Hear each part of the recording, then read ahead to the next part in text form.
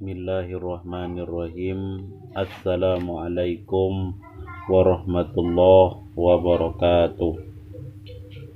Alhamdulillahi rabbil alamin.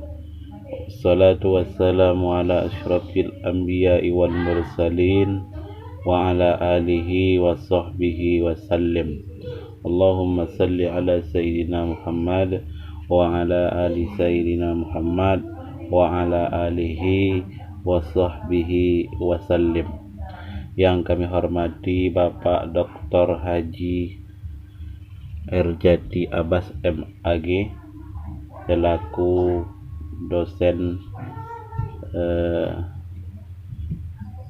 dasar-dasar manajemen pendidikan Islam, kemudian rekan-rekan seperjuangan yang dirahmati Allah Subhanahu wa taala. Baiklah, pada kesempatan ini saya Riko Tampati, mahasiswa manajemen pendidikan Islam, ingin menyampaikan atau ingin memaparkan sebuah makalah dengan tema kepemimpinan dalam organisasi pendidikan Islam dan fungsi-fungsi manajemen. Latar belakang dari makalah yang saya susun ini adalah kita lihat salah satu problematika yang ada di dalam dunia pendidikan, yaitu kita bisa mendapatkan atau kita bisa melihat dan menemukan besarnya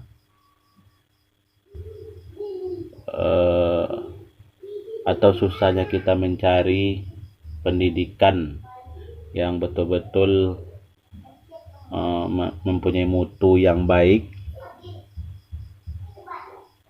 Ini disebabkan tentu banyak penyebab-penyebab dari rendahnya dari mutu pendidikan, terutama pendidikan agama Islam. Salah satu faktornya adalah tentu faktor manajemen lembaga pendidikan itu sendiri.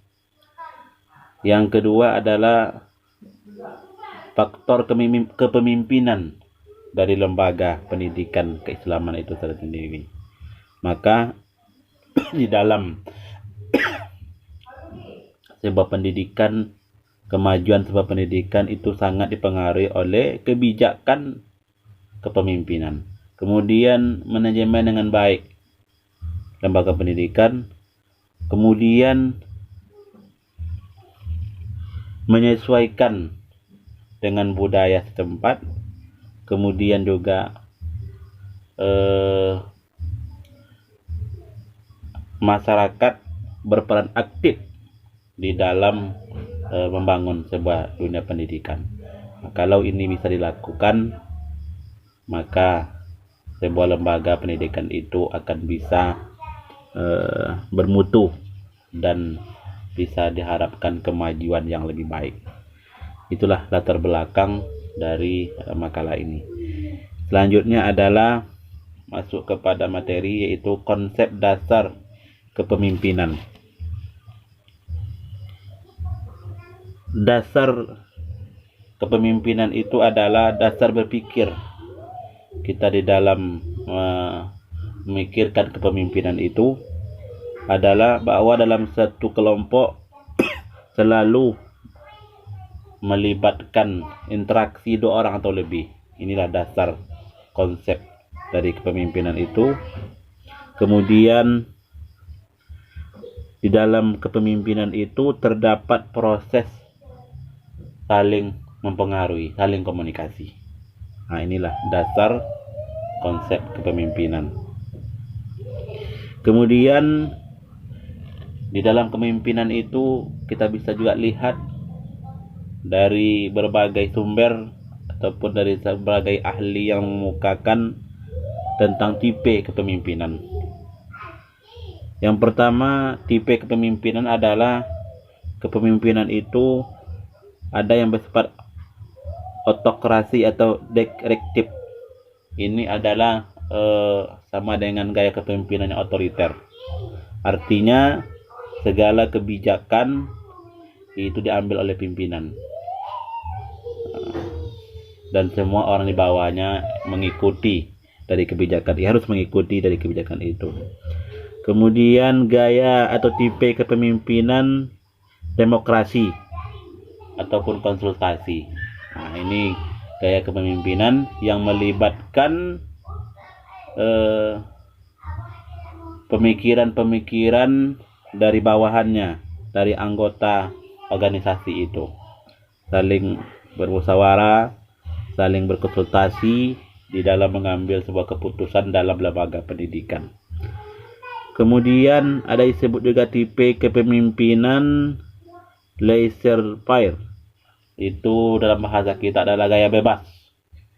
Ini ada juga gaya tipe kepemimpinan itu gayanya bebas saja, tidak tetap.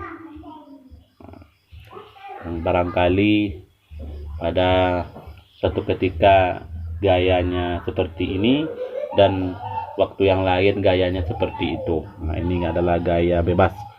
Kemudian juga ada gaya partipatif. Ini terbuka. Artinya pemimpin itu ada juga yang apapun permasalahan yang dihadapi dalam sebuah organisasinya, dia terbuka terhadap anggota, terhadap bawahannya. Kemudian ada gaya kepemimpinan paternalistik, yaitu gaya perlindungan. Kemudian juga ada gaya berorientasi pada tujuan. Nah, ini ada gaya pemimpin yang orientasinya hanya pada tujuan. Kemudian ada gaya militeristik. Nah, ini gaya kepemimpinan yang dianut di dalam dunia kemiliteran. Nah, inilah bagian dari konsep dasar kepemimpinan. Ada keterlibatan di dalam satu kelompok itu, saling ada komunikasi, saling ada kerjasama. Nah, inilah konsep dasar kepemimpinan.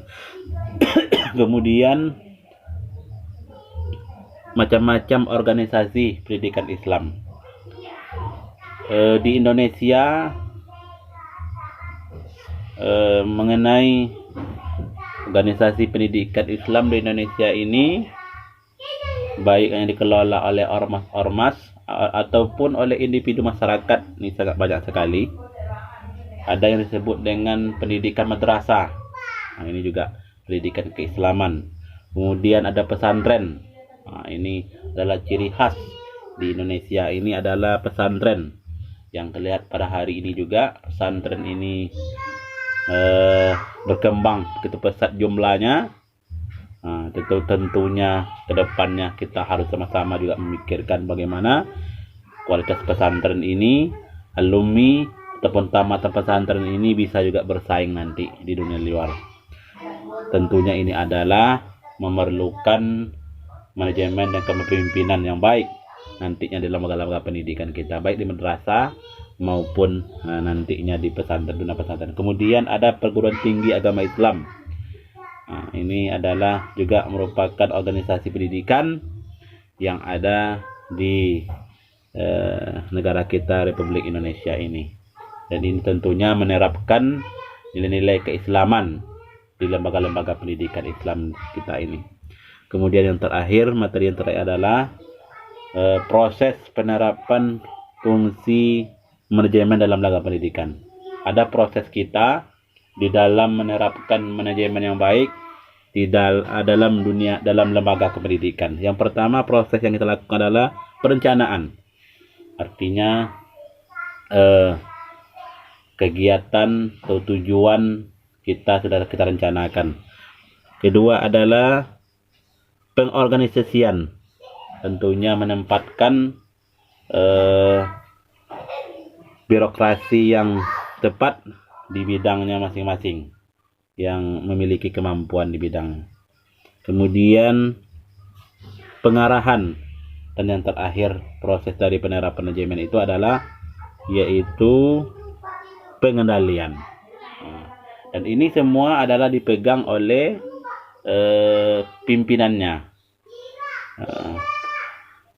gaya kepemimpinan ataupun kemampuan kepemimpinan sebuah lembaga pendidikan, sebuah kepala lembaga pendidikan itu sangat mempengaruhi tentang manajemen yang baik di lembaga itu, dan juga untuk mencapai mutu yang baik, untuk mencapai keberhasilan dari lembaga sebuah pendidikan, maka kepala lembaga kependidikan itu sangat mempengaruhi.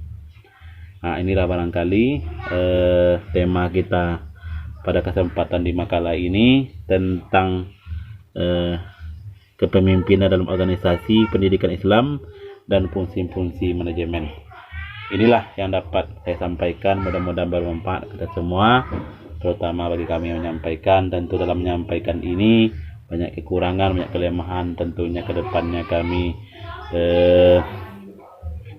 mengharapkan bimbingan, pengarahan dari Bu Koram, Bapak dosen-dosen, guru-guru, kemudian dari teman-teman seperjuangan. Demikian, Assalamualaikum warahmatullahi wabarakatuh.